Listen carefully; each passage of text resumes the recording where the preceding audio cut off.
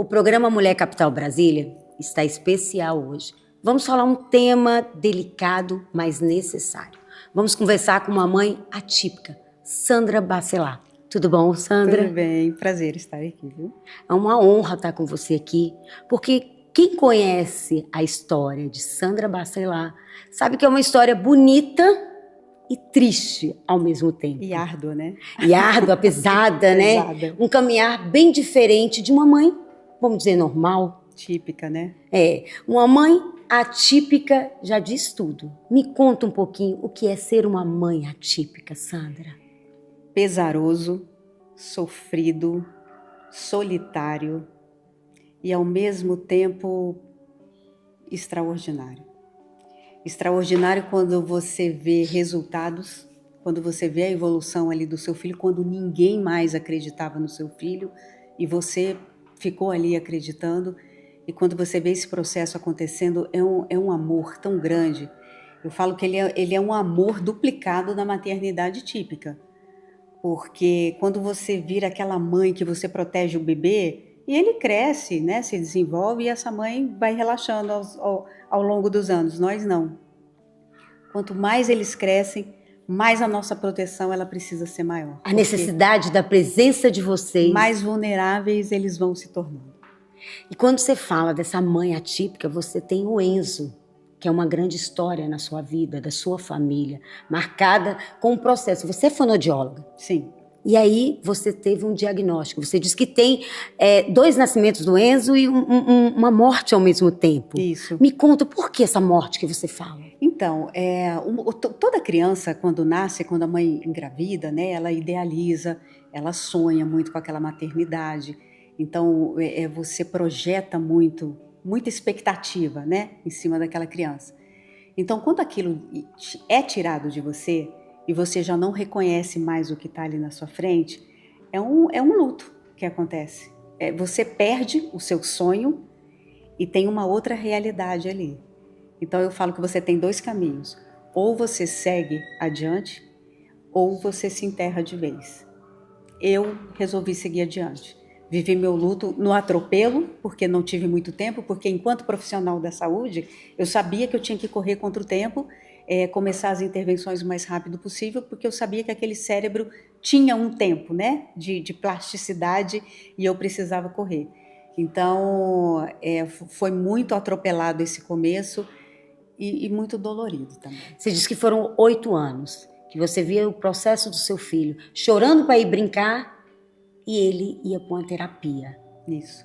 Por quê? Foi um diagnóstico preciso, rápido? Foi, então, com 18 meses, o Enzo, ele já chegou a falar, mamãe, eu falo que eu sou agraciada, porque eu ainda tive a sorte de ouvir essa palavra.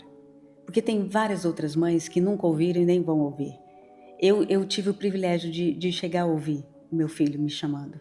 Eu chegar do trabalho e ele, mamãe, vim correndo no portão me encontrar. Então, de uma hora para outra, eu perdi tudo isso. Meu filho se isolou, eu perdi contato visual e ele parou de falar, aos 18 meses. Ele tem o grau 3, né? Que é o grau mais elevado do espectro, né? O severo, né? É o nível 3 de suporte. O que são os níveis, né? A gente tem o nível 1, nível 2, nível 3. O que é esse suporte que a gente fala? O suporte é o quanto a pessoa precisa de apoio para desenvolver atividades. Ir ao banheiro, tomar banho, trocar de roupa. Então, assim, quanto maior esse número, maior suporte ele demanda. Então, o nível 3 de suporte, além de precisar de um grande suporte mesmo, ele também vem acompanhado com essa ausência de fala, que é uma apraxia de fala severa que a maioria dos autistas nível 3 são também acometidos. Então, é isso. É viver essa maternidade atropelada e vendo o seu filho, enquanto outras crianças estão no parquinho, estão brincando, estão desenvolvendo, você está levando ele em salas de terapia. Mas você disse que você foi agraciada com a sua profissão, porque ela te mostrou uma facilidade de como correr atrás. Sim, não é nem só isso, foi de perceber os primeiros sinais. Porque a maioria dos pais, eles demoram muito para reconhecer. Porque às vezes não está falando, não, o pediatra fala que é normal. Cada criança tem seu tempo. Não é normal não estar falando nada até 1 ano. Não é normal não estar falando até os 2 anos. Não, não é normal. Não é normal. Não é normal. Não é, principalmente no mundo de hoje, né? Onde as crianças são tão super estimuladas com tudo. Hoje a gente tem, você vê crianças com 2 aninhos de idade conversando igual adultos, com um repertório vasto, rico. Então não é normal se virarem para você e falar, não, é esperado que até 1 ano não fale, não, é esperado, não é normal, gente. Procure ajuda, procure um fonoaudiólogo, porque realmente tem alguma coisa, algum atraso aí acontecendo. Isso. Então, por eu ser fonoaudióloga, eu percebi isso. Então, não percebi só a ausência de fala, eu percebi também a falta do contato visual, eu percebi os movimentos repetitivos, as estereotipias, eu percebi o isolamento, o não querer estar junto com outras pessoas, o não querer estar junto com outras crianças, o brincar diferente com o brinquedo. Né? As crianças geralmente pegam um carrinho e fazem aquele movimento. O barulho, o som. Eles viram o carrinho de cabeça para baixo e se interessam pela rodinha. Então, assim, é a maneira do brincar totalmente diferenciada. De manusear os brinquedos é totalmente diferente do que uma criança típica. Então, percebendo todos esses sinais, eu me liguei.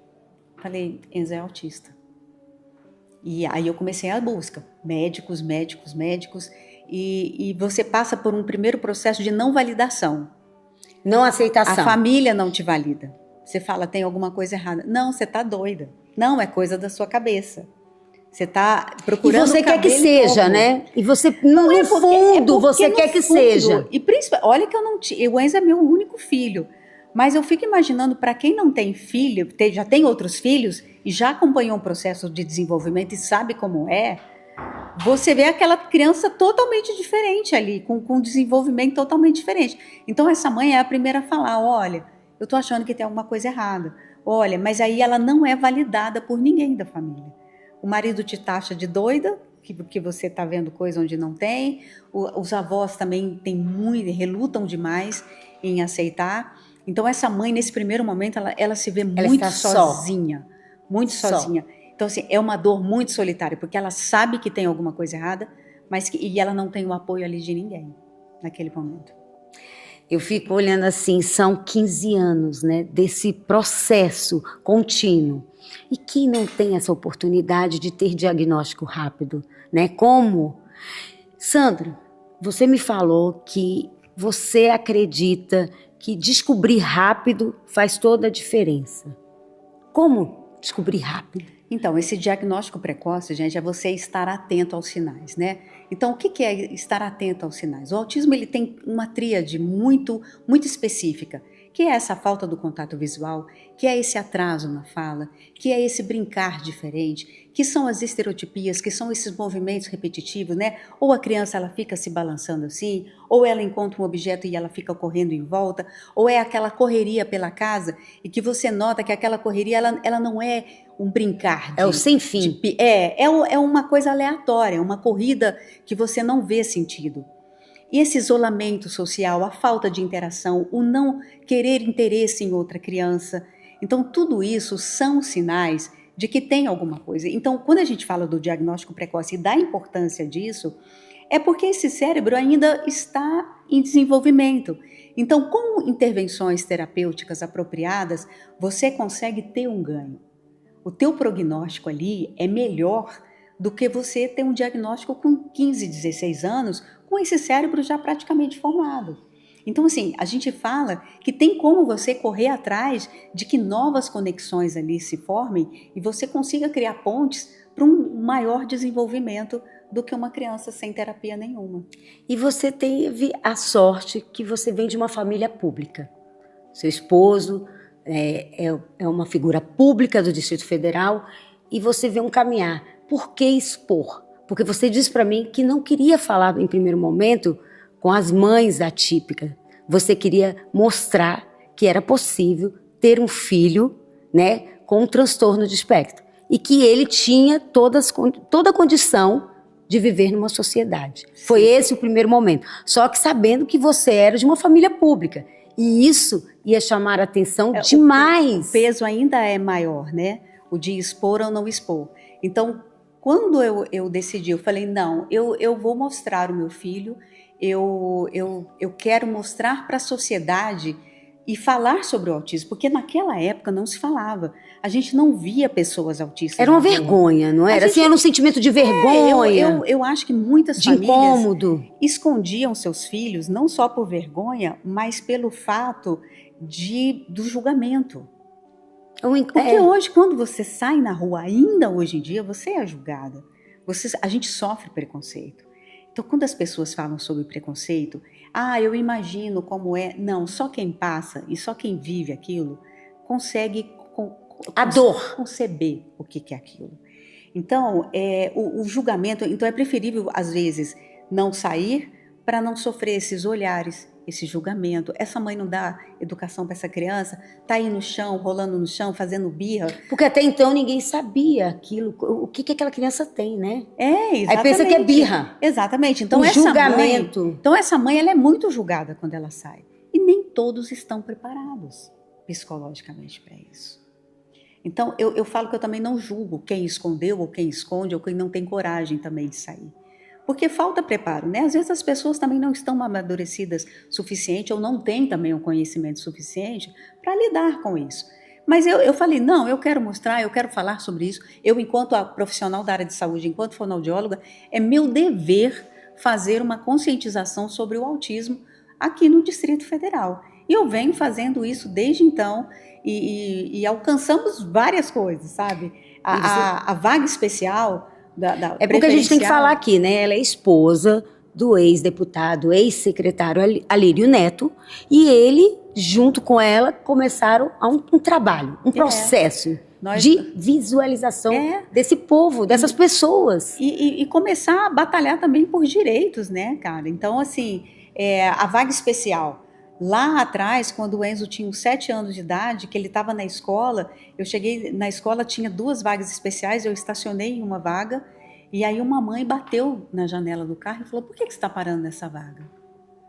Aí eu falei, porque meu filho é autista. E eu vi que ela me olhou, aí ali eu vi. A necessidade desse trabalho. Não é culpa dela, ela não sabe. Aí eu fui lá no Detran, bati lá no diretor do Detran da época e falei, olha, nós estamos sendo constrangidas na rua para parar nessa vaga. Mas por quê? Porque as pessoas esperam que vai sair uma cadeira de rodas desse carro. E não vai sair, sai meu filho e autismo não tem cara. Então nós estamos sofrendo na rua por isso. Aí ele falou assim, nossa, eu não sabia que isso incomodava vocês. Então nós vamos fazer uma campanha de conscientização. Então naquela época o Detran fez uma campanha de conscientização com blitz, com todo o material, para explicar que nem toda deficiência era visível. Esse era o tema da campanha. Porque a vaga especial não serve só para o autista, para o síndrome de Down, não. Serve inclusive para as mulheres mastectomizadas. Porque quando uma mulher perde a mama, ela perde essa amplitude de braço. Então, para ela manobrar, para fazer uma baliza, é difícil. Então, ela passa por esse processo. Também passam a ter direitos. Então, assim, é uma série de deficiências ali que está inclusa naquela cadeira de rodas. E eu lembro que eu falava, vamos tirar essa cadeira de rodas, ele não tem como, é um símbolo universal, a gente não pode simplesmente tirar. Mas aí enfim, vocês criaram anos depois, né? Isso aí, anos depois, Alírio chegou a ser diretor do Detran, e nessa época eu falei, agora vamos aproveitar e vamos inserir o símbolo aí do autismo nessa credencial para essas mães pararem de sofrer esse constrangimento na rua. Sandra, é um cuidado, né, com esse assunto, porque hoje ser mãe atípica, quando a gente fala a palavra vergonha, não é vergonha, mas as pessoas passam constrangimentos ainda, porque pensa que são filhos mal criados. E eu vejo cuidado quando você coloca, você não quer preparar os pais, você quer mostrar que é capaz de uma socialização. Eu acho que, acima de tudo, mostrar o Enzo, mostrar tudo o que foi feito com o Enzo desde o começo, de como ele era e o que ele se tornou hoje, é fundamental para a gente realmente provar de que a intervenção precoce, que as terapias surtem efeito. Enzo não é uma criança medicada, não é um menino medicado. Eu optei por não medicar o Enzo poderia ter dado tudo errado e apostar só nas terapias. Mas eu falei, não, vamos lá, porque eu sou fonoaudióloga, esse menino vai estar em terapia 24 horas dentro de uma casa com uma profissional de saúde aqui. Então, e deu certo. Aí eu falo, quantos mais não estão sendo hipermedicados? Aqueles que estão lá na ponta. Às vezes sem necessidade, mas porque estão sem terapia. Então, se tivéssemos um lugar onde eles recebessem esse diagnóstico precocemente e dali já fosse encaminhado para as intervenções como elas têm que ser, a coisa seria diferente. O cenário hoje seria diferente. Então, quando eu falo em medicação, gente, eu não sou contra a medicação, tá? Eu acho que quando é necessário, quando há algo fisiológico naquele organismo, como uma epilepsia, convulsões, e aí você tem que entrar com medicação para conter. É aquela questão, tudo tem um diagnóstico, tem um prontuário, tem um acompanhamento. Não existe medicação para autismo, mas há outras comorbidades ali que acompanham o autismo e que às vezes precisam ser medicadas. Para dar aquela acalmada, né? Vamos supor, tem crianças aí que não conseguem dormir, então que passam às vezes 3 dias sem dormir. Aí eu pergunto, como é que essa mãe vai conseguir ficar acordada 3 dias, cuidar de uma casa, fazer comida, cuidar do marido, cuidar dos outros filhos e ainda ficar sem dormir com uma criança autista em casa? Então, essa criança realmente precisa tomar medicação para dormir, porque essa mãe precisa sobreviver, porque a jornada é longa e ela não vai aguentar, porque é muito pesado tudo isso. Então, quando eu falo sobre medicação, gente, é sobre isso. Então, há casos em que não há necessidade, onde só as terapias e muita terapia surtiriam efeito. Só que esse lugar hoje não existe. Essa mãe que está na ponta, essa mãe que está na Ceilândia, na Samambaia, essa mãe que está em Taguatinga, no sol, são pessoas mais vulneráveis, elas né, estão do sistema. Sem nada, sem suporte. Esses autistas estão acorrentados dentro de casa. Quando eu falo acorrentado, gente, é acorrentados mesmo. É acorrentado de verdade, é amarrado de verdade. Tem mães, os maridos vão embora. 90% dos homens abandonam essas mulheres. E elas precisam trabalhar. Então, muitas delas saem para trabalhar e deixam eles amarrados em casa. Isso é uma realidade, tá? E políticas públicas, o que fazer, Sandra? O que fazer? Como transformar essa ponta, que ela possa ter acessibilidade? Porque você viu que era isso.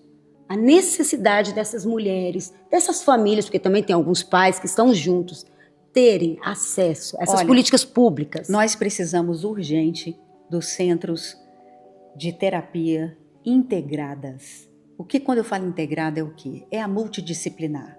É aquele lugar onde aquela mãe vai levar aquela criança e ela vai ter o tratamento ali com o fonoaudiólogo, com o terapeuta ocupacional, com o psicólogo, com o educador físico. Isso é o cenário ideal. Isso é o que a gente sonha há anos, que essa mãe chegue com essa criança de manhã e que ele fique em terapia o dia inteiro e que, de preferência, ela também entre numa terapia.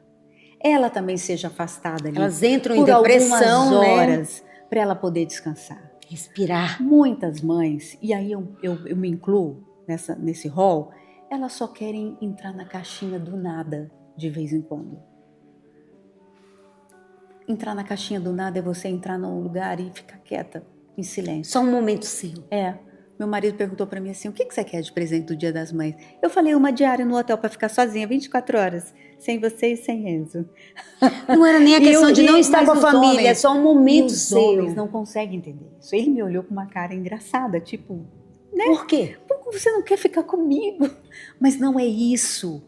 Nós necessitamos de ter esse momento pra gente. O momento do silêncio, sabe? De não ouvir. Muitas crianças têm ecolalia. O que é ecolalia? É repetição. Às vezes a criança fica repetindo uma frase que ouviu ontem, 24 horas na cabeça dessa mãe. O cansaço mental, vocês não imaginam o que é isso. Então, muitas vezes essa mãe quer entrar só na caixinha do nada. Então, eu sonho com esse centro, gente, e eu penso num redário, assim, ó, um pouquinho afastado de onde as crianças... Ela está perto, mas ao mesmo tempo ali, longe. No mesmo terreno, mas debaixo de uma árvore, numa rede, e você virar para ela e falar... Faz o que quiser. Deita lá naquela rede, fica lá 3 horas e faz o que você quiser. Vai se recuperar para você aguentar até o direito de chorar. Exatamente. Até o direito de chorar, Sandra, porque tem mãe que não chora. Nós choramos, sabe aonde? No chuveiro. Vou te contar, no chuveiro. Eu imagino, Sandra. É depois que a casa dorme, para que ninguém veja esse choro. Porque Porque você até poder isso, dar o direito da mãe chorar. porque até isso nós mulheres, a gente tem muito que aprender também, Tem. né? Porque a gente tem a tendência de querer poupar todo mundo.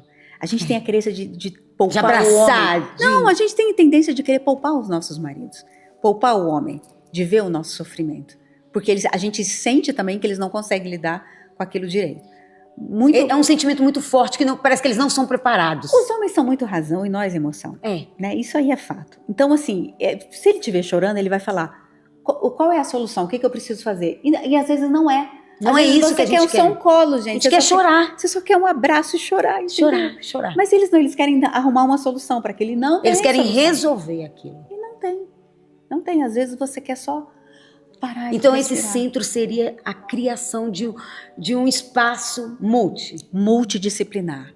Eu sonho muito, e eu falo isso, e as pessoas falam, Sandra, é tanta utopia isso, esse projeto que vocês idealizaram lá atrás, há 8 anos atrás, da residência oficial, porque a gente entende que aquele espaço é um espaço subutilizado, ninguém quer morar ali mais, porque os prédios de Águas Claras acabaram com a privacidade da residência oficial. Eu moro de frente. Ali tem como você ter um cavalo e fazer uma ecoterapia. Tem. Você tem uma piscina pronta onde esses meninos podiam fazer natação. Um campo de futebol maravilhoso. Você tem um campo olha, tá pronto. Então eu falo assim, o governo, vocês não precisam nem construir, já tá pronto. Doa pra nós. Doa. Sabe, cede para criar esse centro lá, porque já tá pronto. A localização é perfeita. É bem no centro ali. Da cidade. Para quem mora em Samambaia, Santa Maria, Sol Nascente, ali tudo é prático. E é um lugar que está pronto. Então eu sonho muito em ver aquelas mães nessas redes, embaixo daqueles laranjais. Não sei se é laranja que tem lá, mas de longe da IPTG me parece ser pé de laranja. Eu quero muito uma mãe lá debaixo desse pé de laranja, olhando para o céu e não pensando no nada, para ela poder descansar. Porque nós somos cansadas, todas nós, independente da classe social. O autismo, ele tem isso, ele aproxima a mãe. Isso que eu ia falar, o Tanto autismo não importa a sua classe social, não. Ele é. Porque por dentro nós somos iguais, entendeu? É isso. A emoção, o sentimento, a dor, ela é igual. Não importa se você está aqui no Lago Sul ou se você está lá no Sol É a Nascente. mesma doença. E o dinheiro não vai Não vai mudar, porque a gente se pega muitas vezes os valores. Porque é sonho. Se eu te perguntar o sonho do seu filho que você idealizou, esse sonho não tem preço. Não tem. Não tem. O futuro do seu filho não tem preço. E rouba isso. O autismo, ele te rouba. Exatamente. Nós somos ceifadas desse sonho. Tem uma historinha muito bacana, vou contar rapidamente aqui, que é o seguinte: você planeja uma viagem para a Itália, o seu sonho é ir para a Itália, você estuda o idioma, você conhece tudo sobre aquele país, você passa anos juntando dinheiro para conseguir fazer essa viagem, você e as suas amigas, todo mundo naquela missão, vamos para a Itália. Esse dia chegou, você consegue tudo isso e você embarca. Quando o comissário dá o aviso que chegamos no local e que você precisa desembarcar, ele fala: bem-vindos à Holanda. Aí você fala: gente, eu ia para a Itália, moço, não é aqui o meu destino final? Ele: não, você está na Holanda e você precisa desembarcar, que aqui é o destino final. As suas amigas todas foram para a Itália e você desembarcou na Holanda. É um país estranho, que você não conhece o idioma, você não conhece nada daquela cultura, você não conhece nada. E o que fazer? E você se vê ali. Só que com o tempo, você começa a ver, essa Holanda é interessante. Tem os moinhos de vento, tem as tulipas, tem os Rembrandts da vida. Você começa a ver uma graciosidade na Holanda. Suas amigas continuam lá na Itália. Ai, é lindo aqui! É tudo tão lindo! Mas você está lá na Holanda. Você então, se adapta com a Holanda. Toda vez que acontece uma diversidade na minha vida, eu viro para o meu marido e falo: desembarcamos na Holanda de novo. Isso então, é muito bom. Né? São metáforas que a gente usa, mas é sobre isso. O autismo, ele é um território desconhecido, que você não sabe nada. Os médicos hoje já sabem um pouquinho mais, mas lá atrás eles também não sabiam nada. Então era um desembarque total num território estranho e lidando ali literalmente com um pequeno astronauta, vindo também de um outro lugar, totalmente não sabendo como se adaptar aqui à nossa realidade, e que com o tempo a gente vai aprendendo. E você também tem um outro projeto, que são as moradias, porque tem um momento depois que às vezes os pais envelhecem. Então, e essas crianças se veem só. Esse assunto é urgentíssimo. E delicado, urgentíssimo, porque o que você me contou é muito delicado. Porque isso já acontece, né? Hoje nós já temos autistas órfãos com seus 60 anos de idade, né? Que já são pessoas já idosas e que estão aí em clínicas de dependência química. Que não tem nada a ver. Porque não tem aonde colocá-los, não existe esse lugar. Então, assim, é necessário, e a gente vem falando sobre isso já há alguns anos, o que seriam essas moradias assistidas? Seriam lugares que, inclusive, lá na residência oficial daria para construir, tá? Isso, coitada da residência oficial. Ela já tem todo o projeto. Gente, esse projeto está pronto, gente, está prontíssimo esse projeto. Inclusive, até pela lei, a gente estudou a lei. É possível que isso seja feito lá. E não precisa doar, ele só precisa ceder. Não há entrave jurídico em relação a isso. Nós já estudamos tudo isso. Lá em casa eu tenho uma pessoa lá que ela é especialista no assunto, que foi ele que projetou e falou para mim, é possível sim fazer isso. Então, destinar uma parte para que fosse construída essas moradias assistidas, para que esses autistas adultos, já sem pai e sem mãe, pudessem morar, só que assistidos pelo Estado. Como é que seria essa assistência? É ter alguém ali, estando naquele lugar, para assegurar a segurança deles, né? Então, você pode fazer ali... Eu quero falar uma outra coisa que é importante. Não é porque um autista ele é nível 3, ele é severo, ele seja totalmente incapaz de aprender a fazer coisas. O meu filho sabe arrumar cama, o meu filho sabe tomar banho, o meu filho se troca sozinho e eu estou ensinando ele agora a lavar louça.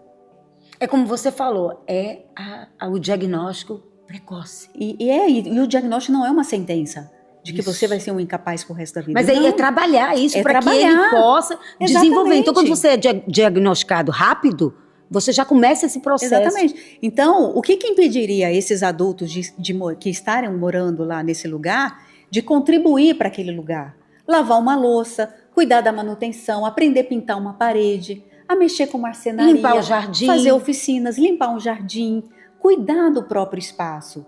Eles colaborando também ali para aquilo ali acontecesse, mas estando seguros e guardados pelo Estado. Então, assim, é necessário que isso aconteça. A gente precisa falar sobre isso. Porque às vezes as pessoas falam, mas tem a família, tem os irmãos. Gente, às vezes ninguém vai querer ficar. Ninguém vai querer assumir. Isso aí é um papel muito do pai e da mãe. Há alguns raros irmãos que assumem esse papel depois que os pais falecem, mas a maioria abandona. Então, é preciso se falar sobre isso. Isso é um assunto muito sério, muito importante, e que eu não vejo o Estado sequer... Se fala muito da criança, né? Da criança. Do adulto, não. Da criança. Mas o adulto existe. Eles crescem. A gente fala o seguinte, o Estado muitas vezes fala assim, olha, as terapias vão até 12 anos. Esse centro mesmo que foi criado agora, essas 3 salas que eles entregaram na estação do metrô, se não me engano, eu acho que é até 12 anos. Aí a gente pergunta, depois dos 12 anos vocês acham que acontece o quê? Eles deixam de ser autistas aos 12 anos? Não, a gente precisa de terapia para a criança, para o jovem, para o adolescente, para o adulto e para o idoso, tá? Porque eles vão virar idosos. Nada impede nenhum deles de viver até 80 anos. Isso que eu ia perguntar. Qual é a probabilidade da idade? Fisiologicamente, os autistas são iguais a nós. Então, como não pode ir rápido, por exemplo, pode ir mais, né? Eu vou te dar um exemplo. Há muito tempo atrás, as pessoas com síndrome de Down tinham uma expectativa de vida menor, porque a maioria deles nascem com um probleminha cardíaco, mas que isso a medicina já corrigiu. O chamado sopro, né? Era sopro do coração, era uma coisa assim. Mas a medicina já corrigiu isso. Muitos deles já passam por cirurgias e a vida das pessoas com síndrome de Down também é longa vida também, tá? Então é preciso se pensar também que esses deficientes, eles vão virar idosos também. Tá. Sandra, vamos agora falar um pouco da Sandra. Hoje a gente sabe da sua missão, da sua caminhada, por quê? Mas e a Sandra Bacelar? Quem é a Sandra Bacelar que tem essas leis públicas assim bem afloradas? Me fala um pouquinho da Sandra. Então, a Sandra chegou em Brasília, sou paulista, morei em Minas, cheguei em Brasília há 30 e poucos anos atrás, sou apaixonada por essa cidade. Sou radialista, sou locutora profissional. Você sabe que nós somos parceiros, então, né? Porque você sabe que eu também sou radialista, locutora. Eu trabalhei em quase todas as rádios do distrito. Vocês já ouviram muito a minha voz por aí. Então, assim... Fala umazinha, só pra gente relembrar. Eu comecei a trabalhar na Rádio Manchete. Olha, eu sou da época da Rádio Manchete, Adolfo Bloch, gente. Eu comecei aqui na Rádio Manchete, trabalhei na Rádio Cidade, na Rádio Atlântida, na 93, trabalhei na Transamérica.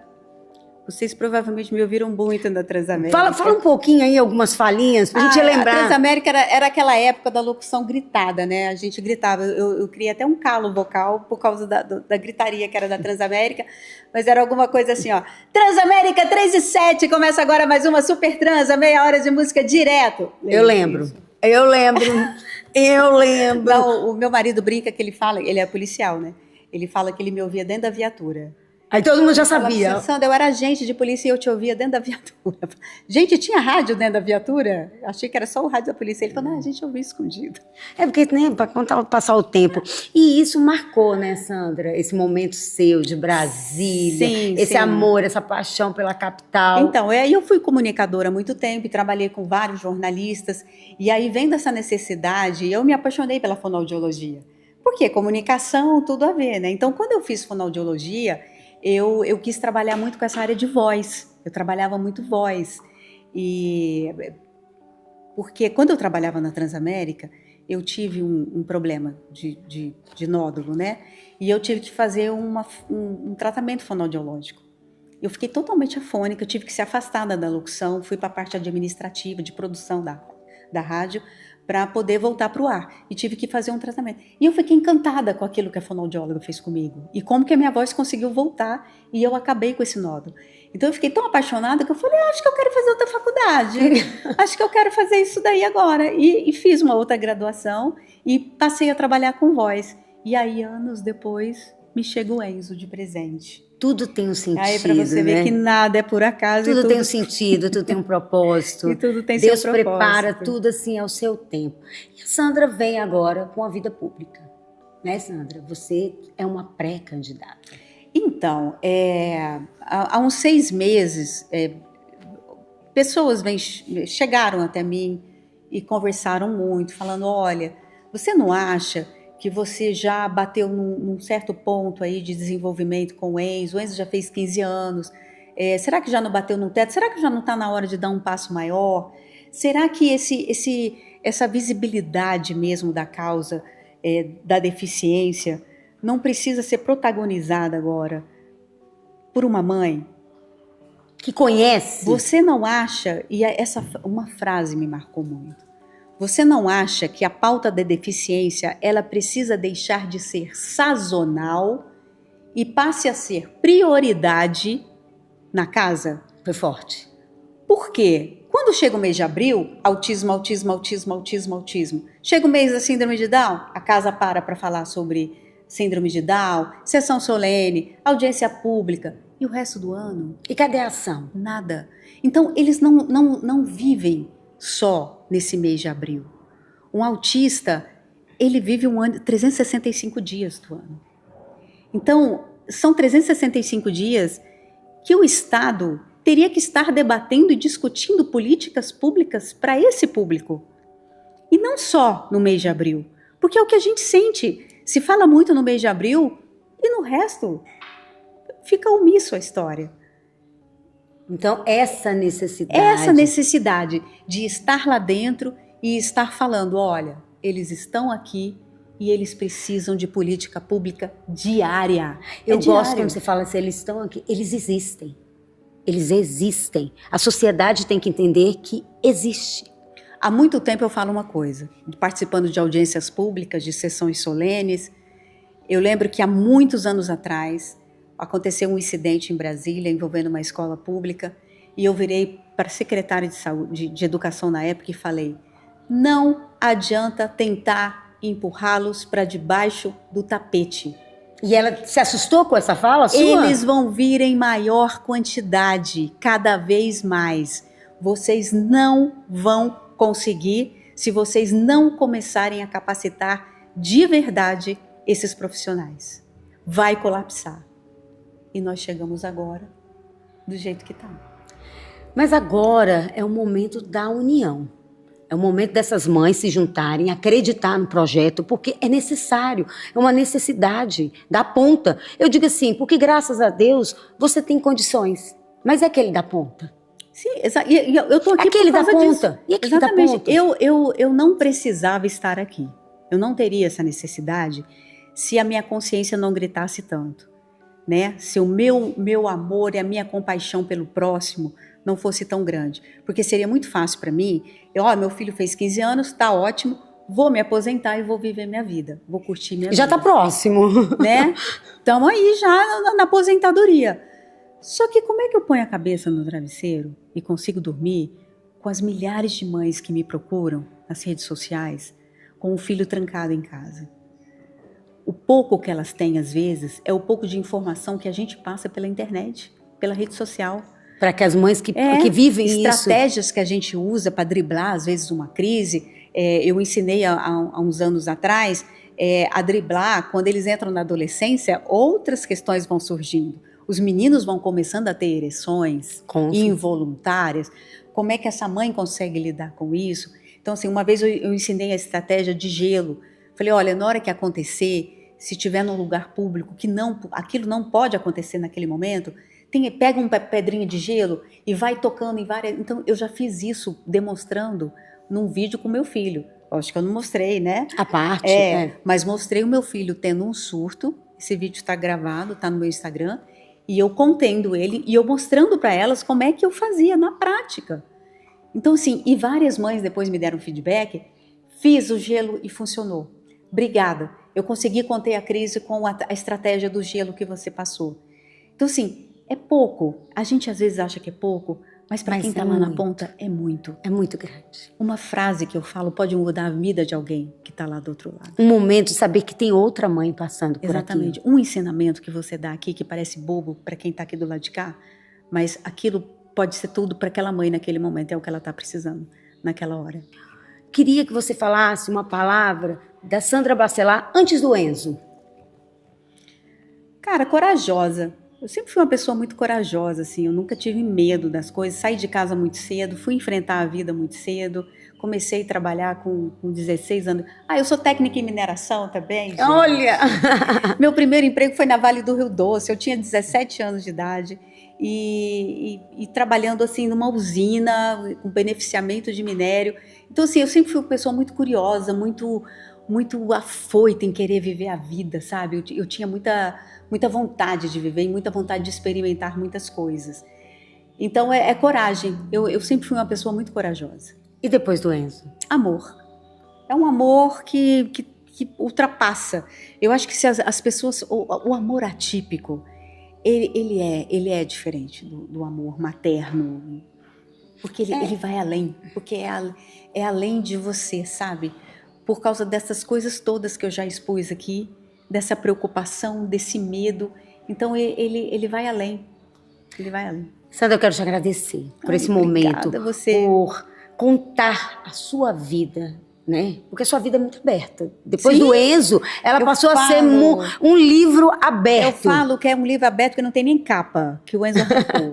Ele arrancou. Então, não tem capa o livro. E isso é bom mostrar, dizer, eu passo por isso. Porque muitas pessoas do poder público, da vida pública, não colocam isso ao vivo e a cores. Para dizer que vocês também têm problemas. E vocês sabem como solucionar. E graças a Deus vocês têm essa facilidade de conhecer as leis. Sim. Então eu quero te desejar muito sucesso nessa trajetória. Obrigada. Que Deus já te abençoou. Amém. Por ser essa mulher forte. Por ser essa mulher corajosa. Então, sucesso, prosperidade. E quero que você volte aqui para contar como vai ser essa trajetória. Que seja de sucesso. Tá bom, querida. Obrigada, viu? O Mulher Capital Brasília fica por aqui, mas acompanhe no site essa entrevista tão importante e tão necessária para hoje, essas mães atípicas que passam no Distrito Federal.